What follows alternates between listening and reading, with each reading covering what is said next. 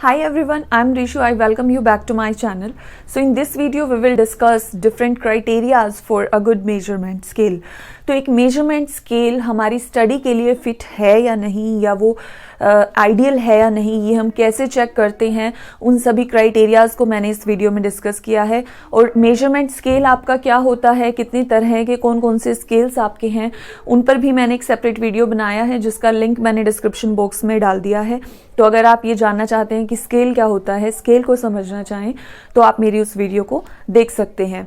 So let's come to the criterias for a good measurement scale. कैसे पता लगाएंगे हम कि मेजरमेंट स्केल सही है या नहीं? उसके लिए हमारे 3 क्राइटेरियाज यहाँ आ जाते हैं, जिसमें कि पहला आपका जो क्राइटेरिया है वो है रिलायबिलिटी।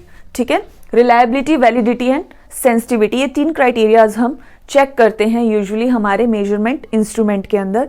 तो फर्स्ट अगर हम रिलायबिलिटी की बात करें तो रिलायबिलिटी आपका क्या है? Degree to which measure is free from error and yield consistent results. तो इसमें जो आपकी 2 कंडीशंस आती हैं उसमें फर्स्ट है कि it should be free from the errors. आपके उस मेजरमेंट स्केल में एरर्स नहीं होने चाहिए। जैसे कि अगर मैं किसी एग्जाम्पल की बात करूं, सपोज जॉब सेटिस्फैक्शन लेवल में चेक करना चाह रही हूँ एम्प्लॉयज़ का, तो उसके लिए मैंने एक लिकर्ट स्केल सपोज यूज़ किया है। तो उस स्केल में अगर मेरे जो रिजल्ट्स आ रहे हैं वो सही आ रहे हैं, तो इसका मतलब है कि वहाँ पे उस मेजरमेंट स्केल को मैं इजीली रिलाई करके यूज़ कर सकती हूँ।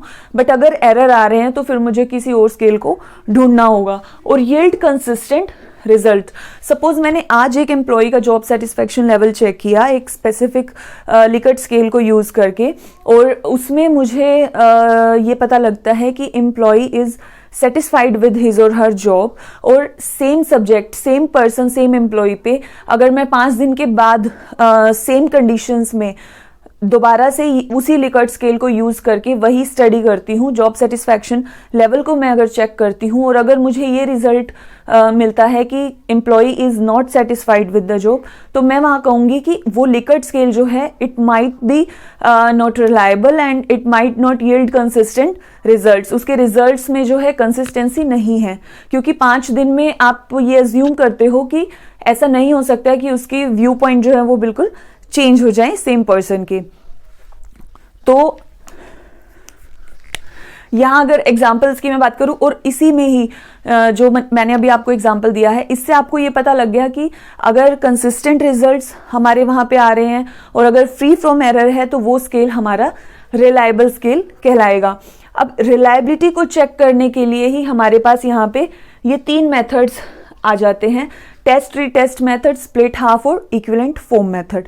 तो टेस्ट रीटेस्ट मेथड आपका यही है जो मैंने अभी आपको एग्जांपल दिया कि हमने सेम सिचुएशन में और सेम सब्जेक्ट ऑफ स्टडी पे सेम इंस्ट्रूमेंट को यूज करके डिफरेंट पॉइंट ऑफ टाइम्स पे हमने अपनी स्टडी को चेक किया है। तो अगर हमारे रिजल्ट सेम आते हैं suppose different point of time पे, तो हम क्या कहेंगे कि हमारा जो मेजरमेंट स्केल है या इंस्ट्रूमेंट है वो रिलायबल है। नेक्स्ट आपका मेथड आता है split half method. Split half method हम कब यूज करते हैं? जब हमारा पॉपुलेशन साइज बहुत बड़ा होता है, तो वहां पे हमें अपना मेजरमेंट इंस्ट्रूमेंट चेक करने के लिए उस पूरी पॉपुलेशन को हम 2 पार्ट्स में डिवाइड कर लेंगे, स्प्लिट कर लेंगे, and then we will check the results of first half against the results of other half. जैसे कि सपोज मेरे पास 1000 एम्प्लॉयज हैं जिनका मैं जॉब सेटिस्फैक्शन लेवल चेक कर रही हूँ, तो मैं क्या कर सकती हूँ कि जो फर्स्ट 500 एम्प्लॉयज हैं उनके रिजल्ट को मैं चेक करूंगी against the result of the another 500 employees, या फिर मैं इवन नंबर्ड और ओड नंबर्ड एम्प्लॉयज को कंपेयर कर सकती हूँ। ठीक है, इस तरीके से मैं स्प्लिट कर लूंगी अपनी स्टडी को। नेक्स्ट आपका आता है equivalent form method. Equivalent form method में आप क्या करते हैं कि ऑल्टरनेट 2 इंस्ट्रूमेंट्स यहाँ पे लेते हैं। आपका इन दोनों मेथड्स में एक ही इंस्ट्रूमेंट रहेगा, जबकि इक्विवेलेंट फॉर्म मेथड में आप क्या करेंगे, 2 अलग अलग ऑल्टरनेट इंस्ट्रूमेंट्स लेंगे which are suppose to be as equivalent as possible.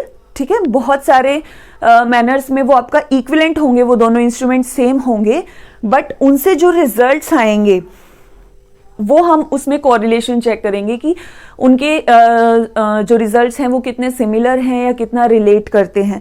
अगर तो वो बिल्कुल डिफरेंट रिजल्ट्स आ रहे हैं तो वो हमारे मेजरमेंट इंस्ट्रूमेंट जो हैं वो रिलायबल नहीं है। तो ये सभी मेथड्स आपके किस लिए यूज किए जाते हैं? रिलायबिलिटी चेक करने के लिए मेजरमेंट इंस्ट्रूमेंट की।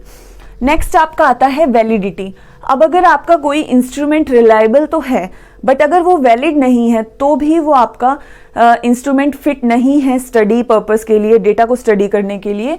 तो वैलिडिटी हम कैसे चेक करते हैं? Validity is your ability of a scale to measure what it intends to major.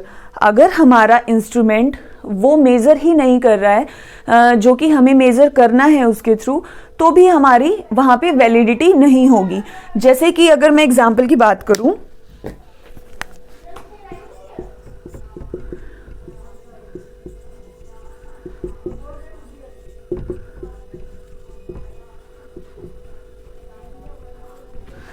suppose there is a student and who says that I have a complete understanding of statistics. ठीक है, उसने statistics को पढ़ लिया and he knows very well what is correlation, what is parametric test, everything he knows about, he understands about statistics. अब उसका teacher ये चीज चेक करने के लिए उसका एक टेस्ट लेता है जिसमें कि वो ऐसे क्वेश्चंस पुट करता है जिसमें कि उसकी अंडरस्टैंडिंग ऑफ स्टैटिस्टिक्स को बहुत कम चेक किया जा रहा है, और ज़्यादा क्या चेक हो रहा है कि उसमें उसने बहुत ज़्यादा अर्थमेटिक ऑपरेशंस के कुछ क्वेश्चंस डाल दिए हैं जिसमें कि वो फॉर्मूलाज को कितना मेमोराइज कर पा रहा है या अर्थमेटिकली कितना स्ट्रोंग है उसका कैलकुलेटिव पार्ट, तो वो सभी उसमें उसका चेक हो रहा है जिसमें कि वो अच्छा परफॉर्म नहीं करता है सपोज स्टूडेंट।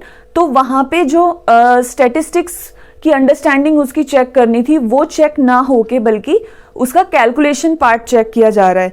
तो वहाँ पे वो हमारा जो मेजर है, जो वो टेस्ट है, वो स्केल जो है, मेजरमेंट जो है, वो हमारा एप्रोप्रिएट नहीं होगा, वैलिड नहीं होगा। तो वैलिडिटी में हम क्या पढ़ते हैं कि कितना ज़्यादा एग्जैक्ट मेजर कर पा रहा है हमारा स्केल जो कि हम मेजर करना चाह रहे हैं। इसी का अगर मैं किसी दूसरा एग्जांपल आपको दूं तो जैसे कि absenteeism not a valid measure of moral.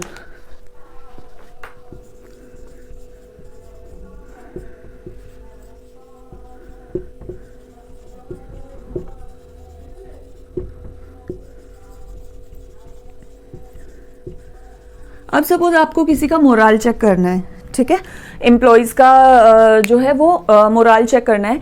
उसके लिए आप कहेंगे कि मैं ये चेक करता हूँ कि वो कितना एब्सेंट रह रहा है, ठीक है, उसका एब्सेंटिज्म रेट क्या है वर्क प्लेस पे।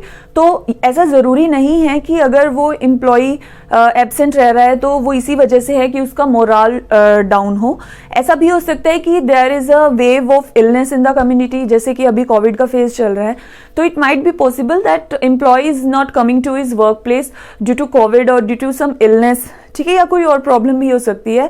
आप एसेंशियली ये नहीं बोल सकते हो कि उसका मोरल डाउन है या मोटिवेशन उसका लो है जिसकी वजह से एब्सेंटिज्म कॉज कर रहा है। तो वहां पे जो है हमारा मोरल जो है वो वैलिड मेजर नहीं है एब्सेंटिज्म को जानने के लिए, उसको स्टडी करने के लिए, ठीक है। तो ये आपका क्या है, वैलिडिटी। और रिलायबिलिटी और वैलिडिटी की अगर मैं कंपैरेटिव आपको बात करूं, समझाऊं, तो उसमें मैंने ये डायग्राम यहाँ पे बनाया है जिसमें कि आपके यहाँ पे शूटिंग अगर हम राइफल के थ्रू करते हैं तो इसमें आप जैसा कि देख पा रहे हो कि डिफरेंट जगह पे उसने निशाना लगाया है जिसमें कि आपकी सबसे लो रिलायबिलिटी है, ठीक है। यहाँ आपकी वैलिडिटी भी लो है और रिलायबिलिटी भी लो है।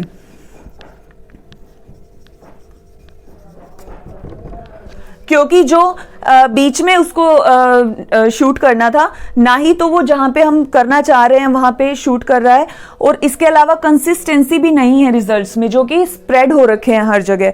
तो ये आपकी ओल्ड राइफल है जिसमें कि low reliability as well as low validities there. और एक अलग एग्जांपल है न्यू राइफल का जिसमें कि आपकी high reliability as well as high validity आपकी यहां आप देख सकते हैं, क्योंकि निशाने पर भी शूट किया जा रहा है और रिजल्ट्स भी काफी कंसिस्टेंट है, काफी क्लोज हैं रिजल्ट्स, इसके वैरिड नहीं है, वेरिएबिलिटी जो है रिजल्ट्स में वो नहीं है। तो ये आपकी बहुत अच्छी मेजर माना जाएगा, यहाँ पे बहुत अच्छा राइफल इसको माना जाएगा। जबकि तीसरे एग्जाम्पल में आप देख सकते हैं कि वहां पे आपकी रिलायबिलिटी तो हाई है, रिजल्ट्स तो काफी क्लोज हैं, रिजल्ट्स में वेरिएबिलिटी नहीं है, यहाँ पे वो स्प्रेड नहीं है, बट आप इसको वैलिड नहीं कह सकते क्योंकि जिस निशाने पे हमें इनको पहुंचाना था वहां ना करके हमने इसको कहीं और किया है। तो ये जो राइफल है वो राइफल तो न्यू है, but it might be possible that shooter is bothered by the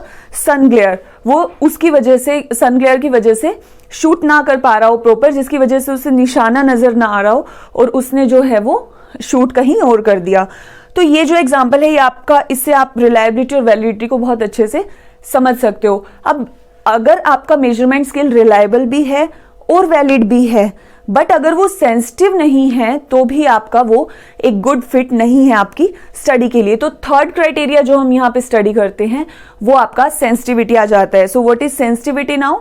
sensitivity is the ability to accurately measure variability in the stimuli or responses.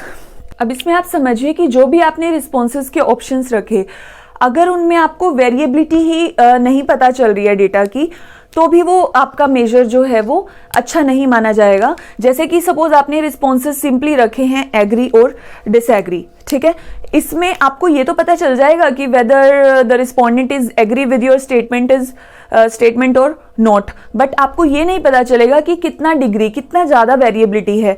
तो अगर यहीं आप इन दो ऑप्शंस की बजाय, दो रिस्पॉन्सेज की बजाय इसको स्पेक्ट्रम को और वाइड कर देते हैं, सपोज 5 रिस्पॉन्स कैटेगरीज रख देते हैं या 7 रिस्पॉन्स कैटेगरीज यहाँ पे आप रख देते हैं, तो आप वेरिएबिलिटी को जान पाएंगे। जैसे कि 5 का अगर आप रखते हैं तो strongly agree, agree, neutral, disagree और स्ट्रांगली डिसएग्री रख सकते हैं। इसी में अगर आप 7 का बनाना चाहते हैं तो स्ट्रांगली एग्री और एग्री के बीच में भी माइल्डली एग्री को वहां पे डाल देंगे, ठीक है। इस तरीके से आप जब रिस्पॉन्सेज को बढ़ा देंगे तो उसमें आपको वेरिएबिलिटी पता लगेगी। जो जिस सब्जेक्ट को आप स्टडी कर रहे हो, कैरेक्टरिस्टिक्स को जिसको आप स्टडी कर रहे हो, उसके बारे में आपको वेरिएबिलिटी वहां पे पता लग जाती है। और ऐसे स्केल को हम मोर सेंसिटिव स्केल बोलते हैं, जिसमें कि आपको ज्यादा से ज्यादा वेरिएबिलिटी का पता लगता है। तो ये तीनों क्राइटेरियाज थे आपके, जो कि एक गुड मेजरमेंट को चेक करने के लिए यूज किए जाते हैं। So if you found this video informative, then do like, comment and share with your friends. Do subscribe my channel also if you are looking for more of such research videos, and you may visit my research methodology section also. Thank you for watching. Keep learning until my next video.